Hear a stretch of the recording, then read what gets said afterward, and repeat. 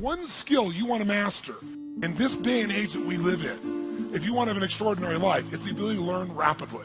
Because today, there is more opportunity to do more things, learn things, create things, experience things than any time in human history. But most people are way, way, way behind the times unless they grew up with technology and learning. So I would like to start this morning by showing you the strategy for learning. What is learning? So if we take a human being, and this will be a drawing of a human being so you can see that again I majored in art. Magnificent, isn't it? So if we take a human being and we want to be able to have them learn something, what is learning?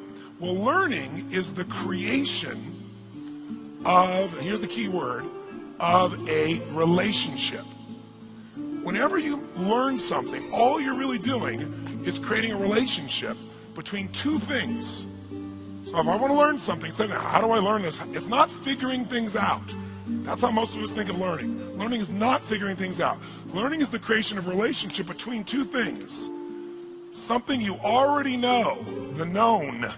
Something you already know, it's in your head already, you understand it. And a relationship between the known and the, what would you guess? The unknown. Because the minute you link something you understand to something you don't understand, you now understand what you didn't understand. Let me give you an example to become much more clear. The best teachers throughout human history were teachers that used metaphors or similes. I don't know what your religious belief is, but I'm not here to tell you what to believe religiously. But I personally am a Christian, and there are a lot of great teachers, and Christ clearly is one, because thousands of years later, here are these great teachings.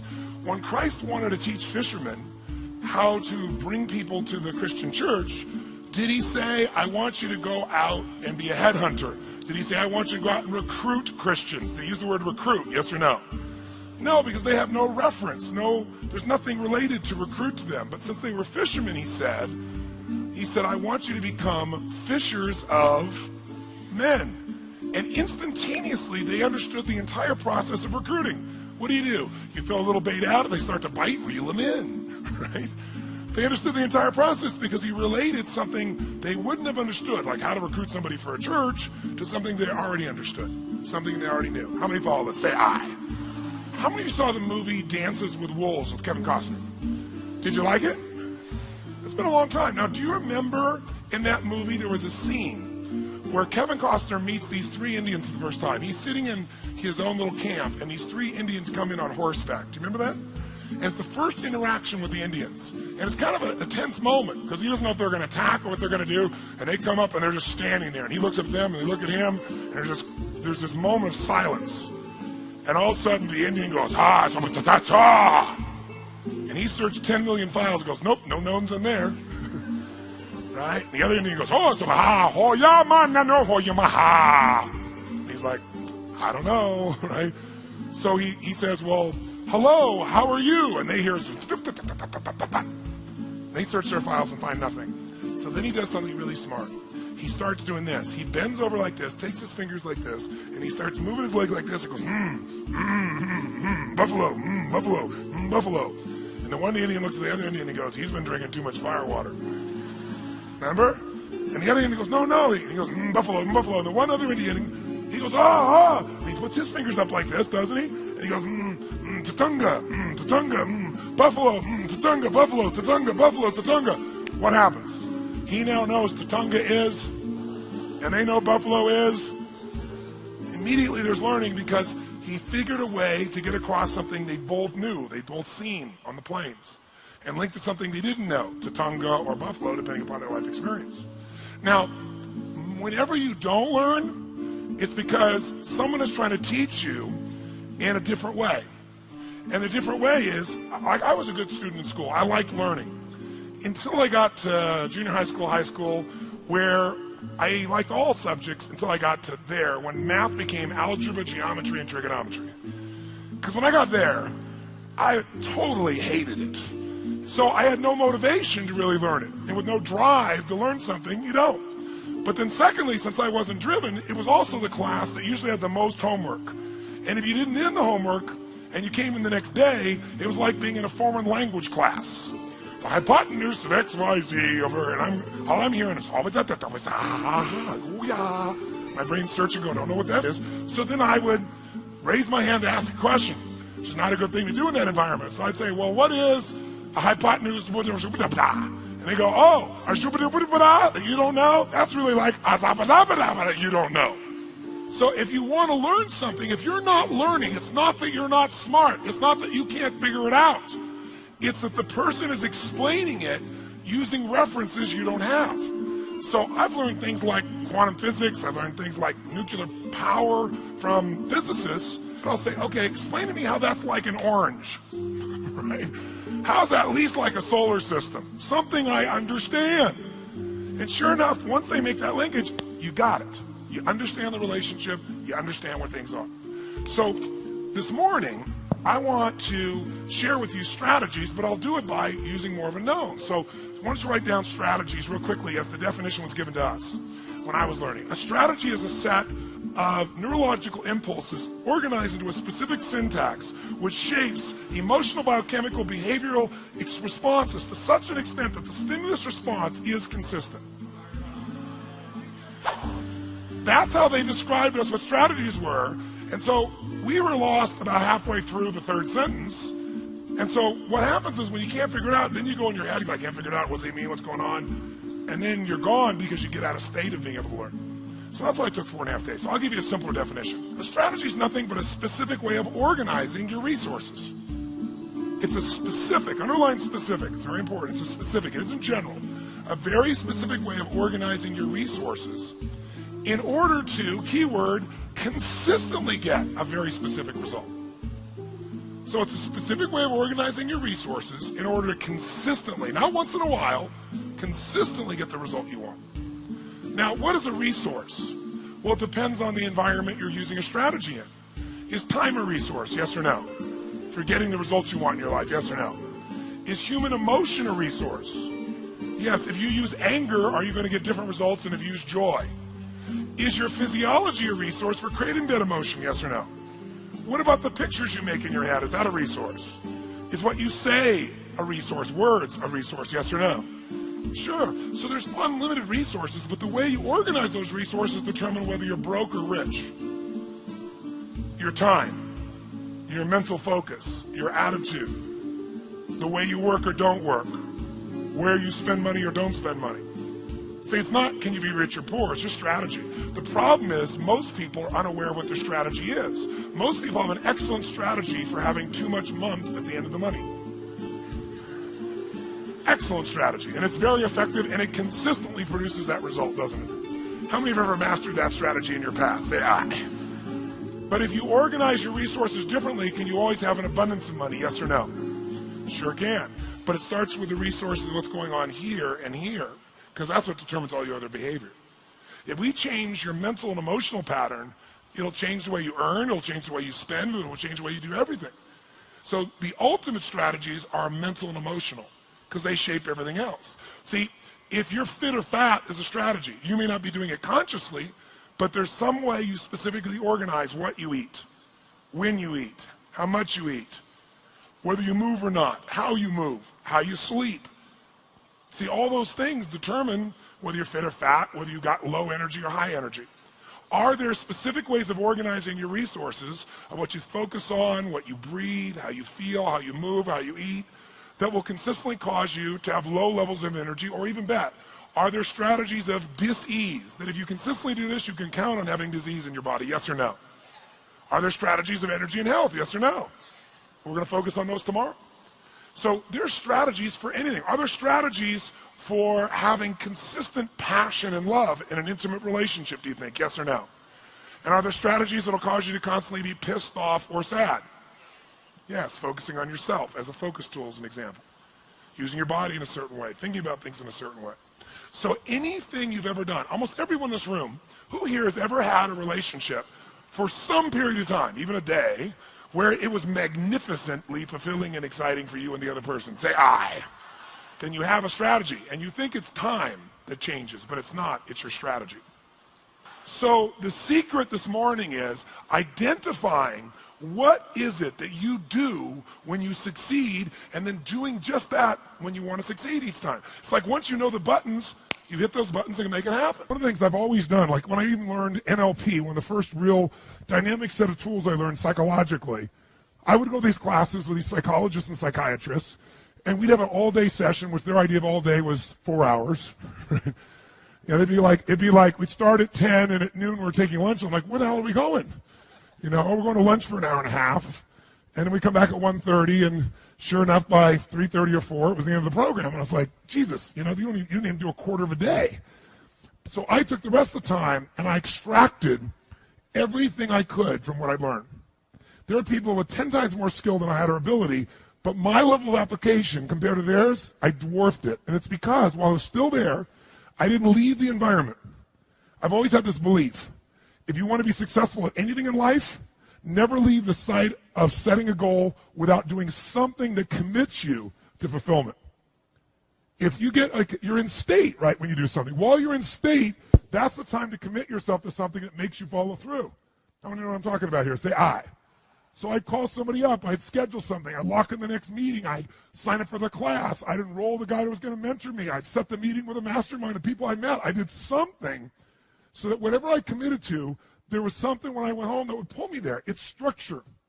In fact, I'll give you 5 C's to RPM just as a quick warm-up for you. How's that? If you don't remember, it'll be okay, but it'll be in your unconscious for when you go work with a coach. These are the 5 C's. Everything that comes in your mind, anything you can think of, because we're going to basically do a little mini RPM version of things right now. Anything comes to my mind. I'm here, and while you're here doing something, you're driving in your car, and you think of an idea for your business or one of your businesses. Where do you put it? iPhone. Where do you put it? Diary. Where do you put it? iPod. iPhone. iPhone. And how do you find it afterwards? How are you triggered to look at it again? So he goes back and reviews his app system. How do you do it?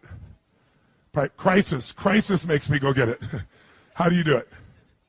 I send an email to myself. Oh, good, more emails with more to-dos, right? So I don't care what your system is, but when you have RPM, you'll have one place you put it. For right now, you need one place to put it. Now, the problem is most of us have lives that if you put everything in one place, it just becomes even more overwhelming. Who knows what I'm talking about here? So the first step, I'll just tell you that, is C, is capture. You got to capture. And the motion I do is like this. Imagine doing this, like physically capturing it, pulling it out of my head, and putting it in one place. I don't care what your one place has got to be one place. Now, ideally, in that one place, you'd have some categories so you don't throw everything on one giant list. Does that make sense? So you might have a category for me. I have companies. So I have Robbins Research. I have Namali Resort. I have Metabolife. I have all these different companies. So I'll drop it in that area as an example. Or roles for me as a father. I don't have time to demonstrate this for you, but just know the first thing you want to do is keep it out of your head. Have it in one place. Why do you want to do that? Keep lots of extra mental RAM available. When you have to keep thinking about stuff, it creates inner stress. If you know it's there, and you know you're going to look at it consistently, like you do it once a week, once a day, and you're going to review it and do something with it. Something with it might be, forget it, I'll do it later, tomorrow, but you're going to do something with it, you'll be able to let go. How many think that's pretty much something you try to do already? Most people try to do this, don't you? But the reason most people don't do it is because making lists, after a while, they stop doing. Tell me why they stop doing it. Who's made lists and they're not kept the lists up, your, quote, to-do lists? Why don't you keep those to-do lists up? Because every time you go there, they're so damn what? How many have always got more to do, if you do make the list, than you have time? So it inherently says, why am I doing this? RPM is a different mindset. Our mindset is, we're just first capturing it. We know we're not going to do most of this. But we need to be able to later, when it's time, decide which things are worth doing, and more importantly, what are we really after? We're going to use these to trigger us to say, all this relates to maybe something more important. How many follow the philosophical difference here? Say I. My goal is not get things done. This is not GTD. This is use the things you need to get due to stimulate a higher level of thinking of what you really want, why you want it, and become very strategic about how to get that. And many of these things may go away, or they just won't matter. But you do have to capture it because otherwise it's in your head. So I have a lot of systems of doing it, but if you never saw me again, the most basic thing you need is one place to capture. Does that make sense? And what's step 1 of RPM? It's a C. You got to what? Capture, which means get it out of your head, put it one place. Second thing, you got to make sense of all this crap. And the way you do that, step 2, is you create a plan. And a plan for me has 3 parts. And the 3 parts are 3 questions that I ask and 3 actions I take. And again, you'll learn this. I'm not trying to teach this all right now. I just want to plant some seeds in your mind. Is this okay? Is this useful? So when you're going home, you got all this captured stuff you just did here, right? Now you got to start to create a plan. You got to look at all this stuff and say, okay, there's more here than I can do. So what I really need is read all this stuff and start to see, well, all these things relate to one thing. All these relate to another. If I'm a mom and I made my list, and on the list I have things like I got to pick up the laundry, I got to drive the kids to school, I've got to do this thing for the PTA, I got to clean the house, I got to run my business that I run out of the house, I got to do the accounting, I want to have to spend some time with my husband at the end of the day. Soccer mom, totally stressed out. But if I write all those things down and get them out of my head, and when I write them all down, I then start to put them together and go, you know, this, and this all relates to my kids. This all relates to the house being great. This, and this all relates to my business. And this is about my personal life being rich and happy. I'm able to do something really nice. I'm able to go from this, which is what your capture list looks like. You'll start writing it down. You go, I got to do this, and that, and this, and this. And you start to feel good. It's out of my head. But then you go, I got to do this, and I got to do this, and I got to do this. I got to do this. I got to do this, and I got to do this, and I got to do this, and I got to do this, and I got to do this, and I got to do this, and I got to do this. I got to do that too, and that too. So step 2 is I look at my capture list and I create a plan. And the way I create a plan is I start to figure out, what do I really want? That's what the world is saying to me. That's what's in my head. What do I want? I might start to group some things together. I might start to say, you know, let's take a look at this. You know something? Watch this. Watch this for a second. This item here, clean the house, and this thing, and this thing, and this thing, these all relate to the house. And my outcome there is I want a magically clean house because, why? It makes me feel fully alive. And then, oh, by the way, this, and this all relates to my children. Oh, and this, and this relates to my business. And oh yeah, this is me personally. Anybody see what happens? Suddenly, 80 action items or 12 or 30 will turn into 4 outcomes. There's something here that I want for my home. There's something I want here for my kids. There's something I want here for my business. There's something I want for me. And what that does is now I can start to go, okay, instead of reading all these items, what do I really want for my kids? What's my outcome this week or today? And you get really, really clear about what you're after. You use this to take you to another level higher. Use this to trigger a higher vision instead of letting this limit you. And once you know what you want, that's the first question. So create a plan has 3 questions to it and 3 actions. First question is, what do I really want? How many of you would feel different in your life just by this language change? What do I have to do versus what do I really want to accomplish? Would that change the way you feel about your life? Yes or no? Yes. How does it feel with have to do? See, RPM, when you finally learn it, has many pieces to it. Above all else, it's a thinking process. And better thinking creates better results. It's that simple. So you don't have to ever use a piece of paper to think this way. From now on, all this stuff's happening, you go, what's my outcome? What am I really after? What do I want? What's the specific results? Like, what's the target? Let's chunk up. I don't ever go in a meeting with anyone. What do you think the first words out of my mouth are when I sit down in a meeting after the hellos and the proper connections? What do you say? I always say, what are the outcomes for this meeting? Because how long the meeting is based on getting the results that we're there for. It makes a much more fulfilling life. Or if you can't get in that time, you know that outcome's still not done. We're going to come back and get that outcome done. How many follow what I'm talking about here? Say I. Now, when you get clear what your outcomes are, that's the first question of creating a plan. Second question is, why do I want it? Why? Why is this important to me? Why is this something that really is a must for me? I don't have to do it. I want to do this. Why is this transformative? What's exciting about this to me? And almost all of you have certain key words that are triggers for you. And language shapes your emotion. You want to have a nutritious meal or a delicious meal. You might say, I need a nutritious meal. But what if I said, this is a delicious, nutritious meal? You're more in. If I said to you, I want to introduce you to this person, they're really nice, versus they're delicious. Who knows what I'm talking about here? So when you learn RPM, you're going to learn that RPM is a system of thinking, that RPM is the power of language, because you can change a few words in your outcome. It'll totally change where you end up and what you're going after in your life. RPM is a visual chunking system, a way to take all that stuff you saw and group 82 things down to 4. And guess what will happen to your stress level? Through the floor. Guess what happens to your concentration ability? Through the roof. What are you going to focus on? That's another one. RPM is a focusing tool. It makes you focus on what's most important, because most people major in minor things. Am I making sense?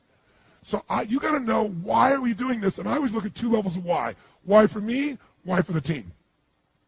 What's the big why? If I'm involving other people, if it's just me, then it's me. But I usually have the big why. So I said 3. Step 1 is capture. Step 2 is create the plan. There were 3 questions. What are they? Number 1 is, what do I really? Or another word for that is, what is my? Or another word for that is, what is the result? And I eventually try to get it to a result because I want to make it measurable, if at all possible. If I can't get it measurable in a short time, I want major progress on is my outcome, right? Or complete something, or whatever it is. My purpose are some key words. Write this down. Purpose, I should say, activity without purpose is the drain to your life.